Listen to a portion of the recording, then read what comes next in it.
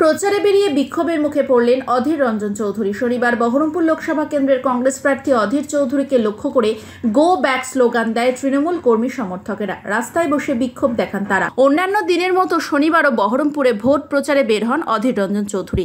এদিন সকাল 10টা নাগাদ বহরমপুরের গান্ধী কলোনি থেকে দলীয় নেতা কর্মীদের নিয়ে অধীরবাবু ভোট প্রচার করেন। বহরমপুর কাঁদি বাসস্ট্যান্ড হয়ে বিটি কলেজের সামনে এসে কংগ্রেসের প্রচার শেষ হয়। সেই সময় তৃণমূল কর্মী সমর্থকেরা অধীর চৌধুরীকে ঘিরে গো ব্যাক স্লোগান দিতে থাকে। দুই দলের মধ্যে হাতাহাতি, এলাকায় উত্তেজনা ছড়িয়ে পড়ে। মত্ত অবস্থায় ছিলেন তৃণমূল কর্মী সমর্থকেরা। ঘটনাটিতে অভিযোগ করেছেন অধীর চৌধুরী। তিনি বলেন, হঠাৎ করে রাস্তার ওপরের মন্দিরের সামনে কয়েকজন যুবক আমার বাইকের সামনে এসে চড়াও হয়। যুবকেরা মত্ত অবস্থায় ছিলেন।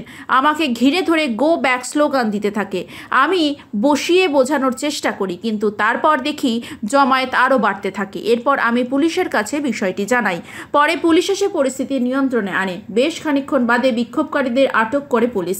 গত পুরসভা ভোটেও তার ওপর এভাবেই হামলা চালানো হয়েছিল বলে অভিযোগ তোলেন অধীরবাবু। তার দাবি, স্থানীয় তৃণমূল নেতৃত্ব বারবার একই ঘটনা ঘটাচ্ছে।